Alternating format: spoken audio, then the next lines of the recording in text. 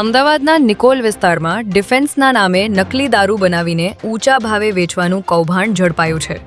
આપ જોઈ રહ્યા છો નવનિર્માણ અમદાવાદ ન્યૂઝ. એક નજર આજના મુખ્ય સમાચાર પર.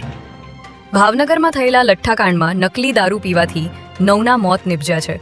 ત્યારે હવે અમદાવાદના નિકોલ વિસ્તારમાં ડિફેન્સના નામે સસ્તી બ્રાન્ડના દારૂમાં કેમિકલ અને ફ્લેવર ભેળવી તેને મોંઘી બ્રાન્ડના નામે વેચવાનું કૌભાંડ ઝડપી લેવામાં આવ્યું છે. નિકોલના સર્વેલન્સ સ્ક્વોડના પોલીસ કર્મચારીઓને સ્ટેટ મોનિટરિંગ સેલ તરફથી બાતમી મળી હતી કે અટલ આવાસ યોજનાના ગેટ પાસે સુનિલ માખીજા અને દિનેશ જંડાવાલા નામના શખ્સો ભેગા મળી બનાવટી અંગ્રેજી દારૂ તૈયાર કરી છૂટકમાં વેચાણ કરે છે.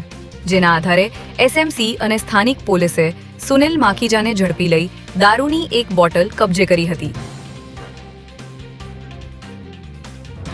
પોલીસ તપાસમાં સામે આવ્યું છે કે આરોપીઓ સસ્તી બ્રાન્ડના દારૂમાં વિવિધ કેમિકલ અને ફ્લેવર ભેળવી ખાલી બોટલમાં આ દારૂ ભરી મોંઘી બ્રાન્ડના બનાવટી સ્ટીકર અને સીલ લગાવી ઊંચા ભાવે વેચી દેતા હતા.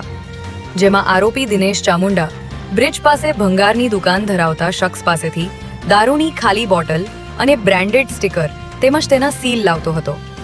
ત્યારે ફરાર આરોપી દિનેશ જંડાવાલાના કુબેરનગર સ્થિત ઘરેથી શંકાસ્પદ પ્રવાહી ભરેલી 4 બોટલો, પ્લાસ્ટિકની 4 બોટલો અને એક આધાર કાર્ડ મળી આવ્યું હતું.